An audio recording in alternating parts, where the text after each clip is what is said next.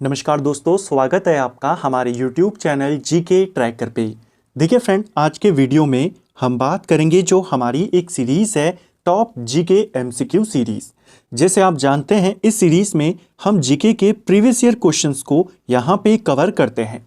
ऐसे क्वेश्चंस जो आपसे किसी न किसी एग्जाम में पूछे गए हैं, हम इन क्वेश्चंस को पूरी डिटेल के साथ, पूरे एक्स्ट्रा फैक्ट के साथ यहाँ पे कवर करते हुए चलते हैं, जिससे आपका जो रिवीजन है और जो प्रैक्टिस है वो भी साथ साथ में चलती रहती है।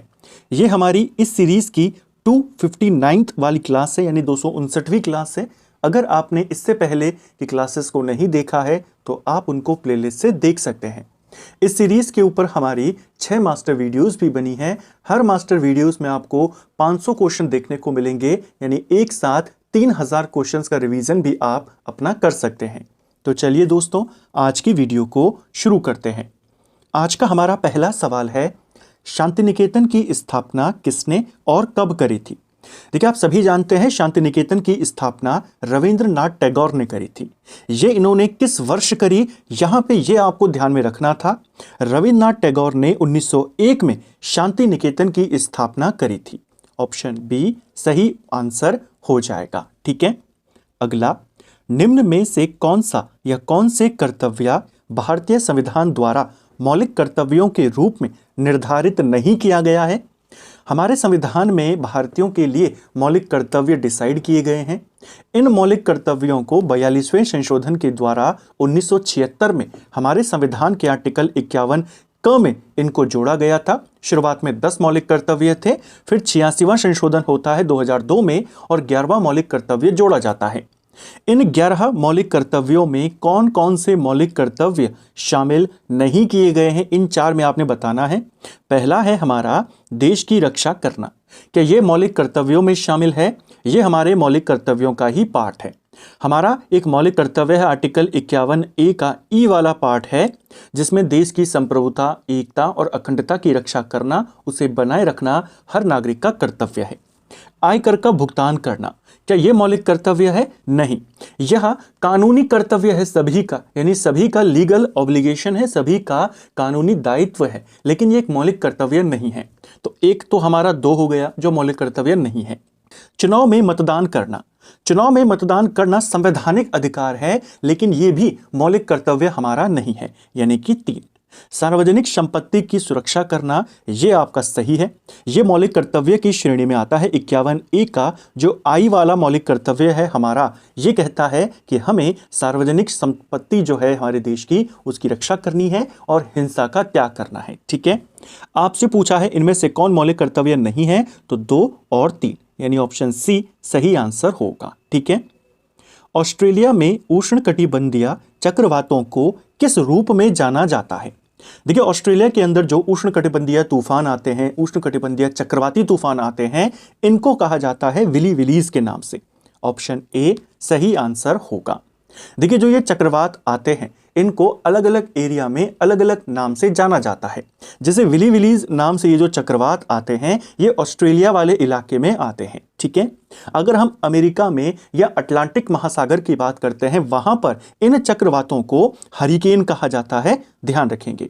अगर हम पश्चिमी प्रशांत महासागर या जापान की बात करते हैं, वहां पर इसे टाइफून कहा जाता है। और भारत के आसपास या हिंद महासागर की बात करें तो वहां पर इन्हें साइक्लोन कहा जाता है। ठीक है, एमपी लैड योजना किस वर्ष लागू की गई थी? यह भी आपसे क्वेश्चन बना था पेपर में, एसएससी सीजीएल में यह आपसे सवाल पूछा गया, अलग अलग एसएससी के एग्जाम्स में, इसके अलावा रेलवे के एग्जाम में आपसे पूछा गया है। हो सकता है बहुत जल्द आपको स्टेट एग्जाम में भी देखने को मिले। जो एमपी लैड है, पहले तो आपको इसका फुल फॉर्म पता होना चाहिए। इसका पूरा नाम है एमपी, यानी मेंबर ऑफ पार्लियामेंट। ठीक है, और ये जो लैड्स है इसका मतलब है लोकल एरिया डेवलपमेंट स्कीम। ठीक है, ये जो स्कीम है इसके माध्यम से हर सांसद को शुरुआत में 5 लाख रुपए हर साल मिलते थे और बाद में 5 करोड़ रुपए उनको हर साल अपने एरिया के लोकल काम्स के लिए दिए जाने लगे। इस योजना के तहत ये जो एमपी लैड योजना थी, इसे 23 दिसंबर 1993 को लागू किया गया था। उस समय देश के जो प्रधानमंत्री थे पीवी नरसिम्हा राव थे। सवाल आया था एक पेपर में, किसके काल में एमपी लैड योजना शुरू हुई? पीवी नरसिम्हा के काल में। ठीक है, इसके तहत हर सांसद को, चाहे वो लोकसभा का हो चाहे वो राज्यसभा का हो, उसे अपने निर्वाचन क्षेत्र में जो विकास कार्य करने हैं, जैसे सड़क बनवानी हो, शिक्षा के लिए उसको काम करना हो, या स्वास्थ्य के लिए, पेयजल के लिए, तो इस पैसे से ये जो 5 करोड़ रुपए उन्हें सालाना अब मिलते हैं, इससे वो कर सकते हैं। ठीक है, वुड का घोषणा पत्र 1854 मुख्य रूप से निम्न में से किस विषय से संबंधित था? देखिए, वुड जो था इसने एक पत्र लिखा था उस समय के भारत के गवर्नर जनरल डलहौजी को। जो वुड था ये कौन था? वुड जो था यह जो बोर्ड ऑफ कंट्रोल उस समय चलता था भारत में, बोर्ड ऑफ कंट्रोल का अध्यक्ष उसका नाम था चार्ल्स वुड।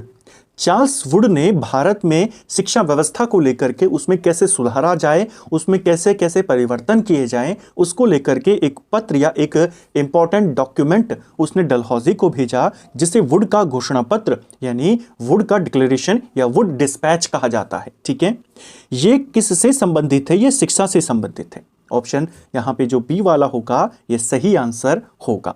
1854 में ये आया था। इसके माध्यम से अंग्रेजों ने जो प्राथमिक शिक्षा का माध्यम क्षेत्र है उसे भाषा के आधार पे, और उच्च शिक्षा यानी यूनिवर्सिटी की शिक्षा का जो माध्यम है उसे अंग्रेजी शिक्षा के आधार पर किया। यानी अगर आपको प्राइमरी एजुकेशन लेनी है तो आप जो क्षेत्रीय भाषा है, जो लोकल लैंग्वेज है, उस पर आप लेंगे, और अगर आपको यूनिवर्सिटीज में लेनी है तो वहां पर होगा अंग्रेजी। ये किया गया इस वुड डिस्पैच के माध्यम से, यानी प्राथमिक शिक्षा मातृभाषा में होगी। इसके अलावा बाकी की शिक्षा आपकी किसमें होगी? अंग्रेजी में होगी।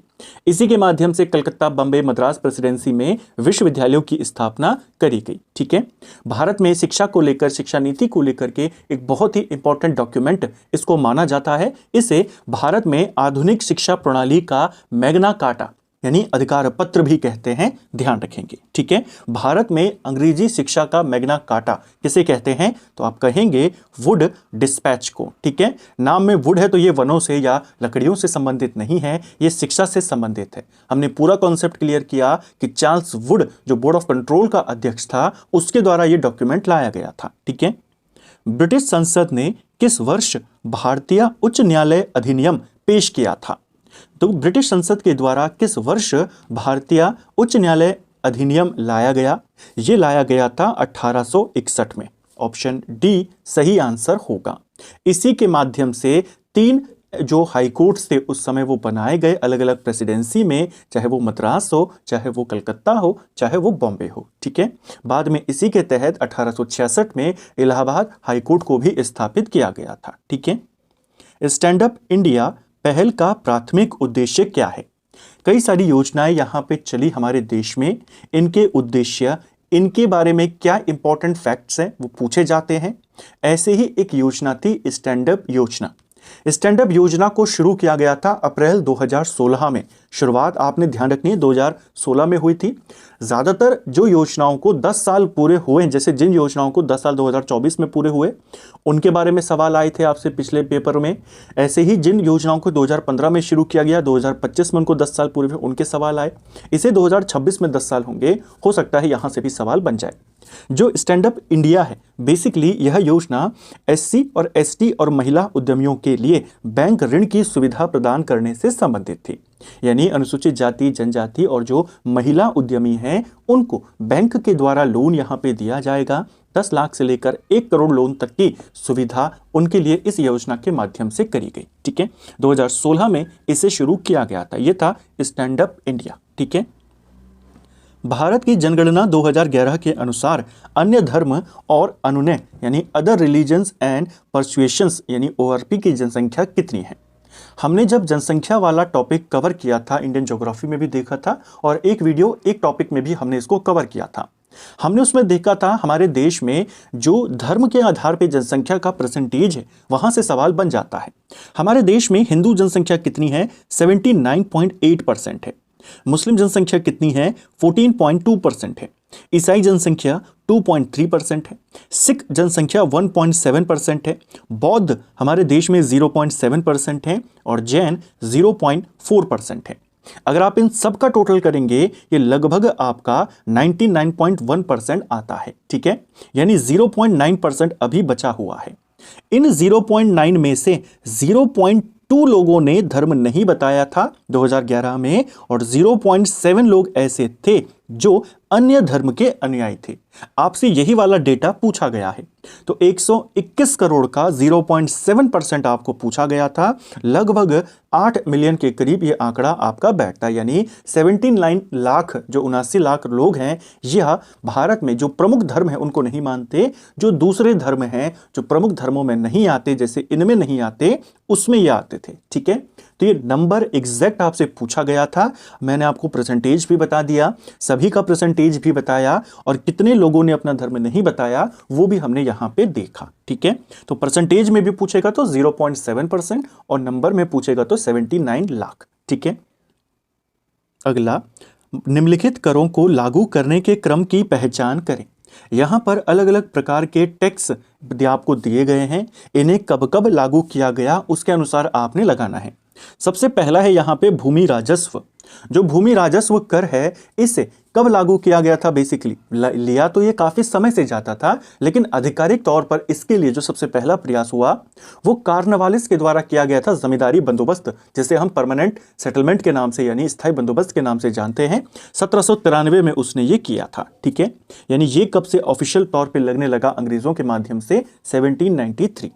सेल्स टैक्स यानी बिक्री कर की बात करते हैं। बिक्री कर भारत में सबसे पहले 1938 के आसपास लगा था। सबसे पहले बॉम्बे में इसे शुरू किया गया था। तो सेल्स टैक्स की शुरुआत भारत में 1938 के आसपास होती है। आजादी के बाद लगभग सभी राज्यों में इसे लागू किया गया था, ठीक है, लेकिन शुरुआत होती है 38 में। तीसरा है मोड वैट। मोड वैट जो है मॉडिफाइड वैट यानी वैल्यू एडेड टैक्स, इसे शुरू किया गया था 1986 में। वीपी सिंह उस समय देश के वित्त मंत्री थे। 1986 में राजीव गांधी देश के प्रधानमंत्री थे। उनके काल में आता है मोड वैट यानी कि मॉडिफाइड वैल्यू एडेड टैक्स। कब आया? 1986 में आया। और लास्ट में है सर्विस टैक्स यानी सेवा कर।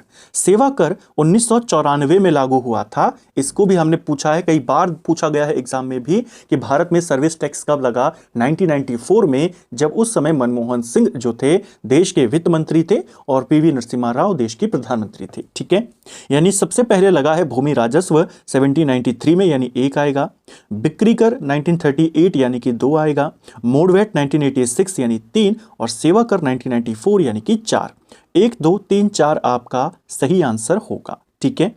अगला, निम्न में से कौन उष्णकटिबंधीय पर्णपाती वनों की प्रजाति है? इनमें से कौन सा वन है जो उष्णकटिबंधीय पर्णपाती वनों का ही एक प्रजाति है, उसमें इसको माना जाता है? यह है आपका सागौन। ऑप्शन बी सही आंसर होगा। देखिए, जो उष्णकटिबंधीय पर्णपाती वन होते हैं, इन वनों को मानसूनी वन के नाम से भी जाना जाता है, ठीक है। ये ऐसे वन होते हैं जहां पर जो वर्षा होती है वो ज्यादा होती है, यानी 100 से 200 सेंटीमीटर के करीब जिन क्षेत्रों में वर्षा होती है वहां पर आपको ऐसे वन देखने को मिलते हैं। इनमें शीशम, साल, सागौन, आम, चंदन, सहतूत, इस प्रकार के जो पेड़ हैं आपको देखने को मिलेंगे, ठीक है। जो उष्णकटिबंधीय पर्णपाती वन है, इन्हीं को क्या कहा जाता है? मानसूनी वन कहा जाता है, ठीक है। ये वाला किस में आएगा? इसी में आता है। अगर हम बाकी विकल्पों की बात करें, जैसे महोगनी हो गया, महोगनी आपके सदाबहार वन का एक पार्ट है। इसके अलावा पाम या आबनूस हो गया, ये भी सदाबहार वनों के ही प्रकार हैं या उन्हीं की प्रजाति है, ठीक है। भारतीय संविधान के निम्न में से किस अनुच्छेद में यह कहा गया है कि राज्यों और केंद्र शासित प्रदेश की परिषद में सीटों का आवंटन चौथी अनुसूची में निहित प्रावधानों के अनुसार होगा? यानी आप जानते हैं हमारे संविधान में राज्यसभा में किस राज्य को कितनी सीटें मिलेंगी, वो अनुसूची 4 में बताया गया है। आपसे यहां पे ये पूछा है कि किस आर्टिकल में ये बात कही गई है कि सीटों का बंटवारा अनुसूची 4 के तहत होगा। ये बात कही गई है आर्टिकल 80 में। ऑप्शन सी सही आंसर होगा। आर्टिकल 80 जो है वो राज्यसभा की संरचना और सीटों के आवंटन के बारे में बताता है। और इसी 80 का जो सेकंड वाला खंड है 82 यानी 80 का सेकंड पार्ट, वो ये कहता है कि राज्यसभा में सीटों का जो आवंटन होगा वो संविधान की जो चौथी अनुसूची है उसमें जो प्रावधान है उनके अनुसार होगा, ठीक है। टाइगर लीजन या फ्री इंडियन लीजन के संस्थापक कौन थे? जो फ्री टाइगर या फ्री इंडिया लीजन थी या टाइगर लीजन थी, इस सेना का गठन किसके द्वारा किया गया? सुभाष चंद्र बोस ने किया था। ऑप्शन बी सही आंसर होगा। बेसिकली सुभाष चंद्र बोस ने जर्मनी में जो भारतीय युद्धबंदी थे और जो भारतीय यूरोप में रह रहे थे उनको लेकर के एक सेना बनाई जिसे टाइगर लीजन या फ्री इंडिया लीजन कहा गया। ठीक है, 1941 में बर्लिन में उन्होंने ये बनाया था। ठीक है, यानी ये आजाद हिंद फौज का यूरोपीय हिस्सा इसे माना जाता है। इसके संस्थापक नेताजी सुभाष चंद्र बोस थे। किसकी मदद से उन्होंने इसका गठन किया था? तो इसकी मदद में तो इसके लिए उन्होंने जर्मनी की मदद यहां पे ली थी। जर्मनी की मदद से इसको बनाया गया था। ठीक है, भारतीय लेखा परीक्षा और लेखा विभाग का प्रशासनिक प्रमुख कौन होता है? जो भारतीय लेखा परीक्षा और लेखा विभाग होता है इसका प्रशासनिक प्रमुख भारत का नियंत्रक एवं महालेखा परीक्षक होता है। ऑप्शन बी सही आंसर होगा।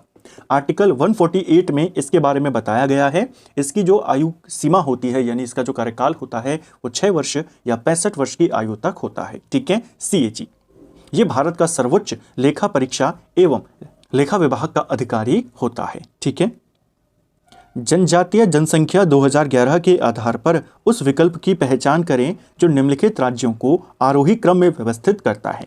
यानी आपने किस राज्य में जनजातीय जनसंख्या कितनी है उसको यहाँ पे अरेंज करना है 2011 के अनुसार। हमने पढ़ा था 2011 के अनुसार हमारे देश में एसटी पॉपुलेशन कितनी थी, एसटी जनसंख्या कितनी थी? लगभग 10.5 करोड़ के करीब थी, 10.43 करोड़। परसेंटेज में देखें तो 8.6% जो पूरे देश में एसटी आबादी है उनका प्रतिशत था। सबसे ज्यादा एसटी आबादी कहाँ निवास करती थी? सबसे ज्यादा मध्य प्रदेश में, मध्य प्रदेश के बाद महाराष्ट्र में और महाराष्ट्र के बाद उड़ीसा में। आपसे आरोही क्रम यानी बढ़ते हुए क्रम में पूछा है तो सबसे कम इन तीनों में उड़ीसा, फिर महाराष्ट्र, फिर मध्य प्रदेश, यानी पहले सी, फिर बी और फिर ए। तो CBA कहां पर है आपका? CBA ये रहा, ऑप्शन ए सही आंसर होगा। ठीक है, ऐसे ही अगर हम SC जनसंख्या की बात करते हैं तो हमने ST को लेकर के देखा। SC जनसंख्या सबसे ज्यादा निवास करती है यूपी में, उसके बाद करती है बंगाल में और फिर करती है बिहार में। ठीक है, अगला, ब्रह्मांड की स्थिर अवस्था की संकल्पना के बारे में किस वैज्ञानिक ने विचार किया था? तो ब्रह्मांड की स्थिर अवस्था की संकल्पना ये दी थी फ्रेड हॉयल ने। ऐसे जो भूगोल को लेकर के सिद्धांत हैं पूछ लिए जाते हैं। ब्रह्मांड की स्थिर अवस्था को लेकर के जो सिद्धांत है वह मुख्य तौर पर फ्रेड हॉयल के द्वारा दिया गया। स्टेडी स्टेट थ्योरी इसको कहा जाता है, जिसमें ये कहते हैं कि ब्रह्मांड ना तो शुरू हुआ है और ना ही कभी समाप्त होगा, यानी कि ना इसका शुरुआत है ना ही इसका अंत होगा। ब्रह्मांड हमको हमेशा स्थिर दिखाई देगा। हालांकि इसका विस्तार लगातार हो रहा है, नई चीजें इसमें लगातार जुड़ रही हैं, लेकिन न ये कभी बना है न ये कभी खत्म होगा। यही होता है स्थिर अवस्था की संकल्पना ब्रह्मांड की। किसने दी? फ्रेड हॉयल ने दी। ठीक है, भारत में अंग्रेजों द्वारा शुरू की गई राजस्व संग्रह की रैयतवाड़ी व्यवस्था पर आधारित थी। देखिए, भारत में अंग्रेजों ने रैयतवाड़ी व्यवस्था यहां पे शुरू करी थी। रैयतवाड़ी व्यवस्था क्या थी? बेसिकली जो रैयत था ये किसको कहा जाता था? किसान के लिए इस्तेमाल होता था। रैयतवाड़ी व्यवस्था के अंतर्गत बेसिकली अंग्रेजों को लगान देने की जिम्मेदारी किसान की होती थी। कोई भी बीच में जो मिडिलमैन होते थे उनको हटा दिया था। किसान डायरेक्ट अंग्रेजों को टैक्स देता था, जिससे उसका शोषण दूसरी व्यवस्था की तुलना में कम होता था। ठीक है, क्योंकि यहाँ पे बीच में कोई जमींदार नहीं है, बीच में कोई गांव का मुखिया नहीं है। ये जो रैयतवाड़ी व्यवस्था थी यह किस सिद्धांत पर आधारित थी? यह सवाल आपसे पूछा गया। यह व्यवस्था रिकार्ड के लगान सिद्धांत पर आधारित थी। रिकार्ड या रिकार्डो इसका नाम था, एक अंग्रेज अधिकारी था। इसी के द्वारा रिकॉर्ड का लगान सिद्धांत दिया गया और इसी पर बेस्ड थी रैयतवाड़ी व्यवस्था। यह व्यवस्था मुख्य रूप से मद्रास और बॉम्बे प्रेसिडेंसी में शुरू की गई थी। इसे किसने शुरू किया था? तो ब्रिटिश काल में थॉमस मुनरो के द्वारा और कैप्टन रीड के द्वारा इसे शुरू किया गया। शुरुआत में इसे मद्रास में शुरू हुआ, बाद में इसे बॉम्बे में, बंगाल के कुछ इलाकों में शुरू किया गया था। ठीक है, किसके सिद्धांत पर थी? रिकार्डो, डेविड रिकार्डो इसका पूरा नाम था। ठीक है, अगला, चोल प्रशासन में गांव में सदन होते थे जो मुख्य रूप से ब्राह्मणों द्वारा बसाई गई होती थी। इनमें से कौन से सदन है जो ब्राह्मणों के सदन माने जाते थे चोल काल में? वो था सभा। ऑप्शन बी सही आंसर होगा।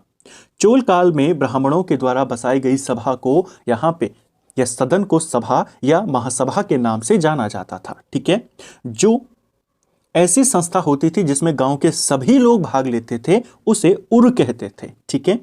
इसके अलावा जो व्यापारिक समुदाय वाली संस्था थी, यानी व्यापारिक समुदाय वाले जो नगर थे जहां पे व्यापार से रिलेटेड लोग ज्यादा होते थे जिस संस्था में, उसको कहा जाता था नगरम।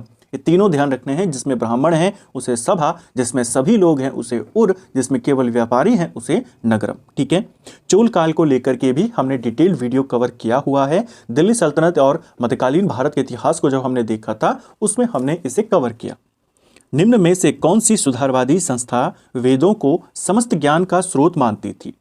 अब देखिए ये वाला सवाल भी पूछा गया। अब किसी किताब में एग्जैक्ट ये लाइन आपको नहीं मिलेगी कि कौन सी संस्था वेदों को समस्त ज्ञान का स्रोत मानती थी, लेकिन जो आपने पढ़ा है वहीं से इसको बनाया गया है। आप जानते हैं एक संस्था थी जिसने नारा दिया था वेदों की ओर लौटो। ये नारा किसका था? आर्य समाज का। तो आर्य समाज ही था जिसने वेदों को समस्त ज्ञान का स्रोत माना और इसीलिए उसका नारा था कि सभी संसार को, पूरे संसार को वेदों की ओर लौटना होगा। ठीक है। जो आर्य समाज था इसे स्वामी दयानंद सरस्वती ने 1875 में स्थापित किया था। ठीक है। वेदों की ओर लौटो इसका नारा था। ठीक है। जो बाकी की संस्थाएं थी जैसे प्रार्थना सभा है, यह वेदों को ज्ञान का स्रोत यानी एकमात्र स्रोत नहीं मानता था। ठीक है। इसके अलावा ब्रह्म समाज की बात करें तो ये भी उपनिषदों से प्रेरणा जरूर लेते थे, ज्ञान जरूर लेते थे, लेकिन एकमात्र स्रोत उसको नहीं मानते थे। ऐसे ही थियोसॉफिकल सोसाइटी है, इसने तो कई सारे जो ग्रंथ थे, हमारे वेद थे, उपनिषद थे, उनका भाषाओं में, अलग अलग भाषाओं में यहाँ पे कन्वर्ट करवाया था, उनको ट्रांसलेट करवाया था। ठीक है। तो केवल ये भी वेदों को मानते थे ऐसा नहीं था। ठीक है। आर्य समाज ही एकमात्र संस्था थी जो कहती थी वेद ही सभी ज्ञान का स्रोत है, इसीलिए उनका नारा था वेदों की ओर लौटो। समहर्ता नामक अधिकारी का क्या कार्य होता था? देखिए समहर्ता जो है बेसिकली ये एक अधिकारी था जो मौर्य काल में होता था। ठीक है। ये किस चीज का अधिकारी होता था? ये कर निर्धारण का अधिकारी होता था। ऑप्शन डी सही आंसर होगा। मौर्य काल में राजस्व विभाग का जो सर्वोच्च अधिकारी होता था उसे समहर्ता कहते थे। इसका मुख्य काम था कि यह कर निर्धारित करे यानी टैक्स रेट को डिसाइड करने का काम समहर्ता करता था।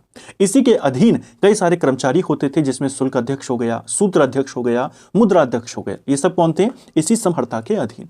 तो राजस्व विभाग का शीर्ष अधिकारी जो होता था उसे कहते थे समहर्ता या समाहर्ता। ठीक है।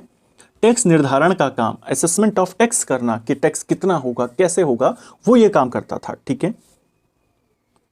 एक वित्तीय वर्ष में सरकार की अनुमानित प्राप्तियों और व्यय का वार्षिक विवरण किस नाम से जाना जाता है?